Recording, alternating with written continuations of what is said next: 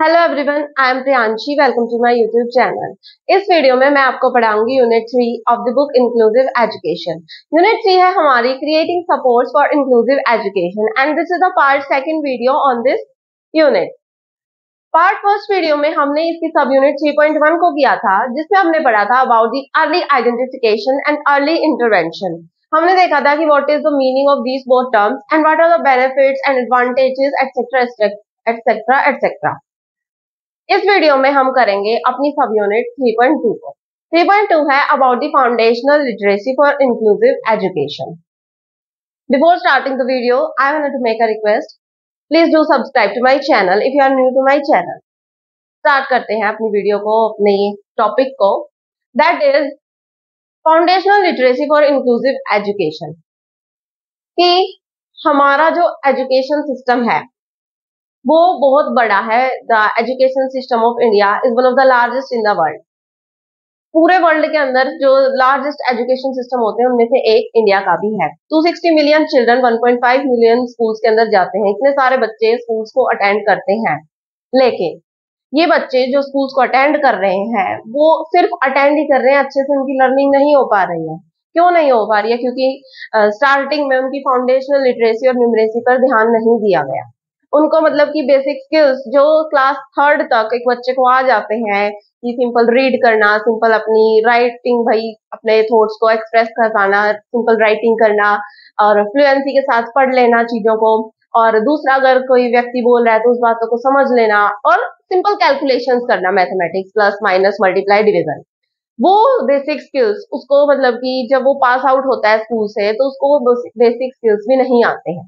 इसलिए आज के टाइम में फाउंडेशनल लिटरेसी पर जोर देने के लिए एनईपी ने एक एफएलएन फॉर्मूला बनाया है। एफएलएन चीज दी है कि foundational literacy and numeracy one of the objective है एनईपी का, नेशनल एजुकेशन पॉलिसी 2020 का, कि ये चाहते हैं कि 2025 तक जो फाउंडेशनल लिटरेसी और न्यूमरेसी जो है सभी बच्चों की हो और यूनिवर्सलाइजेशन हो पूरी कंट्री के अंदर, कि किसी दो स्टेट्स के बच्चे की पढ़ाई के अंदर कोई अंतर ना हो, कि फिफ्थ क्लास के अंदर उसका जो हम पढ़ा रहे हैं वो थोड़ा हाई लेवल हो और एक दूसरी स्टेट के अंदर उसका जो लेवल है पढ़ाई का वो कम हो। तो ऐसा नहीं होना चाहिए। एनईपी चाहता है कि एक यूनिवर्सल यानी पूरी कंट्री के अंदर एक जैसी पढ़ाई हो और सभी बच्चों की फाउंडेशनल लिटरेसी और न्यूमरेसी को बिल्ड किया जाए, एस्टेब्लिश किया जाए, सभी बच्चों को बेसिक स्किल्स सिखाए जाए जो एक बच्चे को आ जाने चाहिए क्लास 3 तक, या भाई स्कूल से पहले प्री स्कूल स्किल्स भी बोल सकते हैं हम। 5 साल तक के बच्चे को ये स्किल्स हम सिखाएं, या फिर क्लास थर्ड लगा लीजिए, कि ताकि जो आगे की आने वाली जो क्लासेस हैं उनको वो अच्छे से मतलब कि आगे की आने वाली जो एजुकेशन है वो उसे अच्छे से मिल सके, अच्छे से उसकी बेटर एंड इफेक्टिव लर्निंग हो सके। तो एनईपी जो है फाउंडेशनल लिटरेसी एंड न्यूमरेसी का यूनिवर्सलाइजेशन चाहता है 2025 तक। अब foundational literacy according to NEP है क्या? भाई स्किल्स फाउंडेशनल लिटरेसी के अंदर आते हैं कि वो बच्चा वर्ड को समझ सके, पढ़ सके, पहली बात तो पढ़ सके, वर्ड्स को समझ सके, सिंपल लेटर्स को समझ सके और familiar and non familiar words को पढ़ सके, अच्छा खुद लिख सके, ability to read and write भी हो सके, एंड फ्लुएंसी के साथ बोल भी सके कोई चीज अपनी, अगर बात को कुछ कहना है उसको या कुछ पढ़ना है तो फ्लुएंसी के साथ वो पढ़े चीजों को। जैसे बच्चों के अंदर रीडिंग स्किल्स डेवलप नहीं होती, तो इसलिए क्लास के अंदर जब टीचर होती है वो सबसे पढ़ाने की कोशिश करती है, हर एक बच्चे को मौका दिया जाता है कि आप सब रीड कीजिए। नेक्स्ट फाउंडेशनल न्यूमरेसी में आते हैं basic skills. Basic mathematical calculations बच्चा कर सके, जैसे एडिशन कर सके, सब्ट्रैक्शन कर सके, multiplication and division, simple calculations आएंगी। और इवन वर्ड्स के अंदर मतलब कि डिजिट्स के अंदर वो नंबर्स के अंदर भी फर्क कर सके। फॉर एग्जांपल 205 एंड 25 में उसे मतलब पता हो कि भाई इसमें क्या डिफरेंस है, कि 2 0 एंड 5 205 होगा और 25 सिर्फ 25 होगा, 25 होगा। तो इसके अंदर भी उसको डिफरेंस पता होना चाहिए। तो ये होती है फाउंडेशनल लिटरेसी एंड न्यूमरेसी। अब इस फाउंडेशनल लिटरेसी और न्यूमरेसी को सिखाने से हमें क्या फायदा होगा? अब आप खुद सोचिए, एक घर की अगर नींव स्ट्रांग होगी तो जो घर हम बनाएंगे वो भी स्ट्रांग होगा। और अगर उसकी नींव ही ऐसी कच्ची मच्ची, मतलब कि कच्ची ईंटों से बना देंगे, मतलब कि अच्छे से नहीं बनाएंगे, तो वो घर कितने दिन टिकेगा, अर्थक्वेक आया और गिर जाएगा। तो इसी तरीके से फाउंडेशनल लिटरेसी जो है हमारी, मतलब कि एक फाउंडेशन बिल्ड करती है ताकि आगे की क्लासेस के अंदर एजुकेशन जो प्रोवाइड हो वो अच्छे से हो सके और बच्चे की बेटर एंड इफेक्टिव लर्निंग हो सके। कि जब वो स्कूल से, मतलब कि बाहर आए, जब वो अपनी पूरी स्कूलिंग पूरी कर चुका हो, तो हाँ हो कि उसने कुछ सीखा है, उसके अंदर नॉलेज है, ये सारी चीजें हो। तो what are the benefits of foundational literacy and numeracy? First benefit आता है हमारा that these are the gateway skills. Gateway skills जैसे कि ये बेसिक स्किल्स है जो बच्चे को आने चाहिए अपनी फर्दर एजुकेशन को परस्यू करने के लिए। अगर बच्चे को ढंग से पढ़ना ही नहीं आता है, ढंग से लिखना ही नहीं आता है, ढंग से मैथमेटिकल कैलकुलेशंस ही नहीं करनी आती है, तो वो बड़ी क्लासेस के अंदर कैसे क्या करेगा? वो जो बड़े बड़े, मतलब कि चैप्टर्स आएंगे उनको कैसे समझेगा? जो स्किल्स उसको छोटी क्लासेस में सीख जानी चाहिए थी, उनको बड़ी क्लासेस में अगर हम सिखाने लग गए, तो मतलब कि अच्छे से वो नहीं सीख पाएगा। क्योंकि उसका टाइम उस टाइम नहीं होगा कि टीचर बैठ के बच्चे को प्लस माइनस सिखाए, अगर मैथ्स करा रही है तो। और अगर कुछ बड़ी क्लासेस में अगर कुछ चैप्टर वगैरह रीड करा रही है, तो ये नहीं होगा कि वो उसको एक एक लाइन बाय लाइन समझाए हर एक चीज। क्योंकि बड़ी क्लासेस के अंदर अंडरस्टैंडिंग बच्चे के अंदर इतनी डेवलप होनी चाहिए कि वो खुद रीड करे और उसे खुद समझ में आ जाए। तो गेटवे स्किल्स है ताकि आगे आने वाली एजुकेशन के लिए, जो आगे एजुकेशन से परस्यू करनी है, उसको वो सीख सके। अब एक आप बताइए, जब आप फर्स्ट क्लास की चीजों को पढ़ लोगे, अच्छे से पास कर लोगे, तभी आप सेकंड क्लास में जाओगे। अब सेकंड क्लास के अंदर जैसे कि फर्स्ट क्लास से रिलेटेड बातें भी आएंगी, ऐसे जब आप थर्ड क्लास में जाओगे तो सेकंड एंड फर्स्ट से रिलेटेड भी बातें आएंगी। तो जब उसकी foundational literacy and numeracy build ही नहीं हुई, नहीं फर्स्ट में, नहीं सेकंड में, नहीं थर्ड में, तो आगे की क्लासेस को कैसे पढ़ेगा, कैसे उसकी एजुकेशन अच्छी हो पाएगी, कैसे उसकी लर्निंग जो है अच्छी हो पाएगी? तो these are the gateway skill जो हमें सिखाने चाहिए बच्चों को। अगर किसी बच्चे का बेस स्ट्रॉन्ग होगा तो वो आगे की क्लासेस मतलब कि अच्छे से कर पाएगा, अच्छे से पढ़ पाएगा। नेक्स्ट बेनिफिट आता है critical to improve overall system performance. बहुत जरूरी है पूरे ओवरऑल सिस्टम की परफॉर्मेंस को बढ़ाने के लिए, इम्प्रूव करने के लिए। कैसे? What is system? सिस्टम से हम क्या ले रहे हैं? एजुकेशन सिस्टम भी ले रहे हैं और हमारी पूरी कंट्री का सिस्टम भी ले रहे हैं। अगर हम फाउंडेशनल लिटरेसी न्यूमरेसी और बच्चे को सिखा रहे हैं, उस बच्चे को सिखा रहे हैं, तो आगे आने वाली जब क्लासेस में वो अच्छा परफॉर्म करेगा।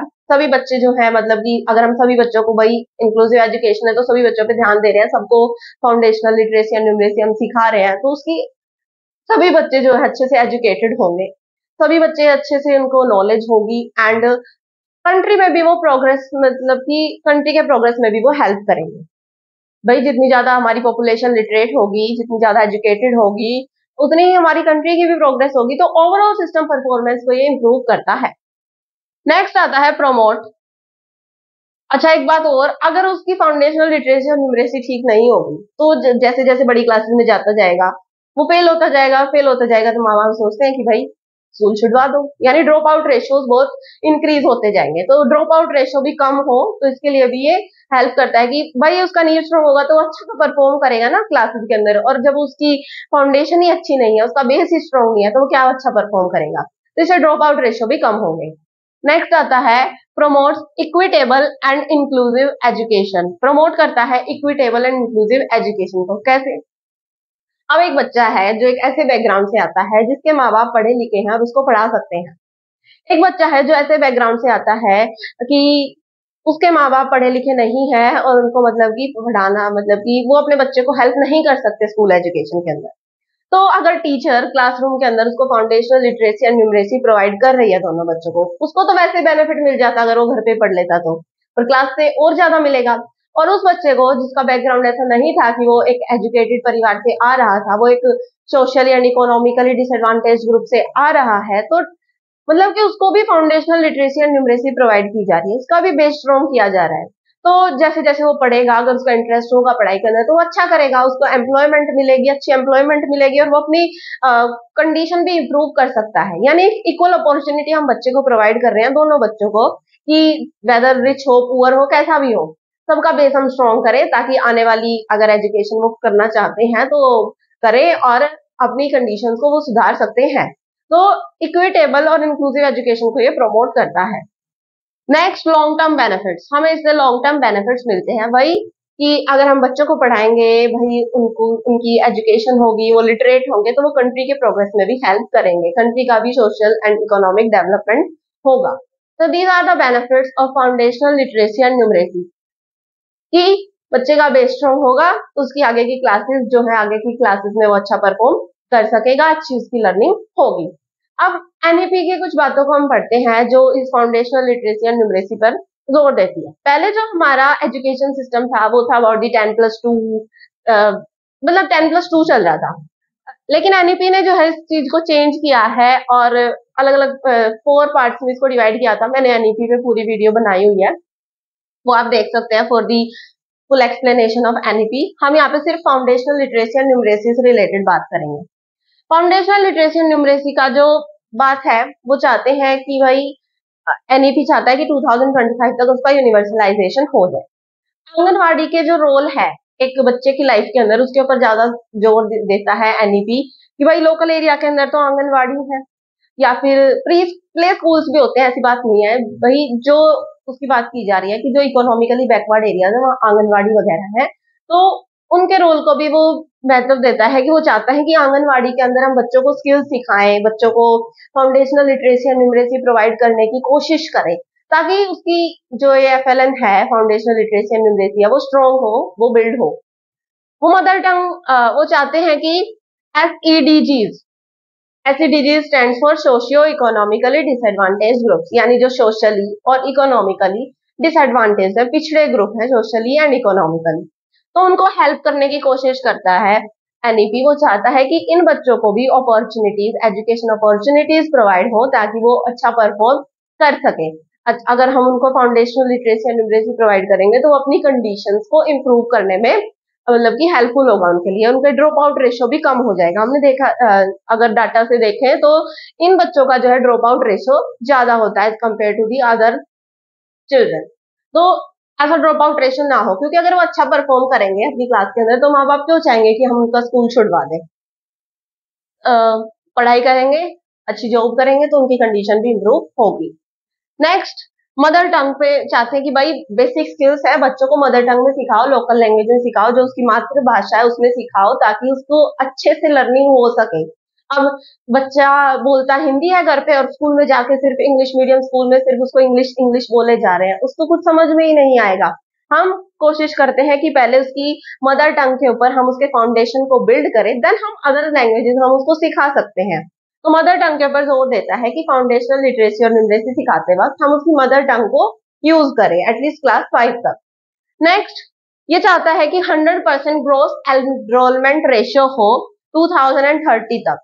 ग्रोस एनरोलमेंट रेशियो होता है कि एज ग्रुप के अंदर 6 to 14 एज ग्रुप यहाँ पे इंडिया के अंदर मानी जाती है कि स्कूलिंग एज है बच्चों की, तो 6 to 14 एज के जितने भी बच्चे हैं पूरी कंट्री के अंदर वो सारे बच्चे स्कूल्स को अटेंड करें, that is gross enrolment ratio, और वो 100%, यानी सभी बच्चे जो है स्कूल को अटेंड करें जो 6 to 14 एज ग्रुप के हैं।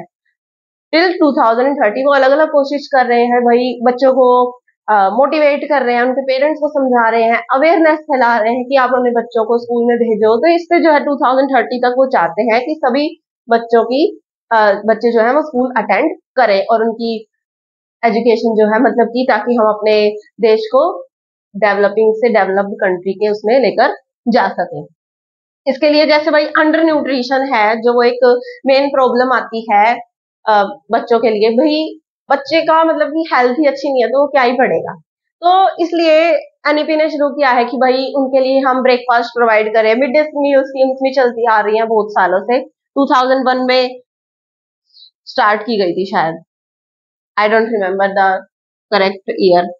मिड डे मील स्कीम सबसे पहले तमिलनाडु में शुरू की गई थी कि भाई बच्चे जो बैकवर्ड क्लासेस से आते हैं, इवन नहीं भी आते हैं, तो सभी बच्चों को हम मिड डे मील प्रोवाइड करेंगे, ताकि इससे क्या हो रहा था, बच्चे अट्रैक्ट हो रहे थे। जिन बच्चों के पास खाने के लिए दाने नहीं थे तो वो पेरेंट्स जो थे अपने बच्चों को स्कूल भेज रहे थे कि भाई कुछ तो उनको खाने के लिए मिलेगा। तो इससे जो है बच्चे अट्रैक्ट होते हैं, स्कूल में जाएंगे तो कुछ पढ़ेंगे भी, तो इसलिए ब्रेकफास्ट और मिड डे मील स्कीम्स वगैरह लगाई जा रही हैं। Next, music and arts, dance वगैरह, जो ड्राइंग वगैरह होती है, इनको एक्स्ट्रा करिकुलर ना बोल के हम करिकुलर एक्टिविटीज बोले। पहले इनको एक्स्ट्रा करिकुलर बोला जाता था, लेकिन आज जो है ये करिकुलम का पार्ट है अकॉर्डिंग टू दी एनईपी की। ये वही बच्चे का होलिस्टिक डेवलपमेंट चाहती है एजुकेशन की, बच्चे का हर तरीके से विकास हो, वही इकोनॉमिकली भी, सोशली भी, इमोशनली भी, कॉग्निटिव भी, फिजिकल भी, सारे तरीके से उसका डेवलपमेंट होना चाहिए। तो इसलिए ये जो एक्टिविटीज है, गेम्स, स्पोर्ट्स वगैरह, इनको जो है एक्स्ट्रा करिकुलर ना बोल के करिकुलर का ही पार्ट बोला गया है। नेक्स्ट, एनईपी जो है स्पेशल एजुकेटर्स भी प्रोवाइड करता है फॉर डिफरेंटली एबल्ड स्टूडेंट्स के लिए, उनको भी ट्रेनिंग प्रोवाइड की जा रही है। आज के टाइम पे इनको मतलब कि पहले इनके लिए स्कूल्स नहीं होते थे, अब इनके लिए स्कूल्स भी खोलने जा रहे हैं और स्पेशल एजुकेटर्स भी प्रोवाइड किए जा रहे हैं, और इवन इंक्लूसिव स्कूल्स खोलने की कोशिश की जा रही है कि भाई दोनों बच्चे एक साथ बैठ के पढ़े। इंक्लूसिव एजुकेशन पे ज्यादा जोर दिया जा रहा है। स्पेशल एजुकेटर्स के लिए भाई एकोमोडेशन फैसिलिटीज भी प्रोवाइड की जा रही हैं, और चाह रहे हैं कि ट्रांसफर ना हो टीचर्स का। ये नहीं कि भाई 2 साल तक एक टीचर ने उन बच्चों पे पढ़ाई की, उन बच्चों को भाई सिखाया, उन बच्चों को समझा, और फिर हमने उसका ट्रांसफर कर दिया। तो इसको भी जो है एनईपी बोल रहा है कि ये बात गलत है। आप उस टीचर को टाइम दो, वो बच्चों को उसने समझा है तो उसके ऊपर वो काम करे, उनको पढ़ाए अच्छे से। तो ट्रांसफर के ऊपर भी ये मना करते हैं। नेक्स्ट, वो प्रोवाइड करना चाहते हैं barrier free access to education, की सभी बच्चों का बैरियर फ्री, मतलब कि कोई भी रुकावट ना आए एजुकेशन के अंदर, कोई भी रुकावट ना आए। फॉर एग्जाम्पल, डिफरेंटली अगर एबल्ड स्टूडेंट है तो उसके लिए हम फॉर एग्जाम्पल कोई फिजिकली हैंडीकैप्ड है तो हम उसकी क्लासेस को या तो नीचे रखेंगे, या फिर उसके लिए रैंप प्रोवाइड करेंगे, या फिर विजुअली हैंडीकैप्ड है तो उसके लिए हम ब्रेल स्क्रिप्ट वगैरह का यूज करेंगे। तो यानी बैरियर फ्री एक्सेस हो सभी का एजुकेशन के लिए, किसी के एजुकेशन के अंदर कोई रुकावट ना आए। कोई social and economically disadvantage group है तो उसके लिए हम स्कॉलरशिप वगैरह लगा सकते हैं। तो इस तरीके से, ताकि सभी को एजुकेशन मिले। नेक्स्ट, टेक्नोलॉजी पे भी जोर दिया जा रहा है कि भाई टेक्नोलॉजी आज के समय में यूज किया जाना चाहिए। टेक्नोलॉजी का एक बेटर एंड इफेक्टिव वे में यूज करके हम बच्चों की लर्निंग अच्छे से करा सकते हैं। जैसे आजकल स्मार्ट क्लासेस लगती हैं, स्मार्ट बोर्ड्स होते हैं जिसके ऊपर भाई बच्चों को ऑडियो एंड विजुअल फॉर्म के अंदर हम बच्चों को अच्छे से सिखा सकते हैं।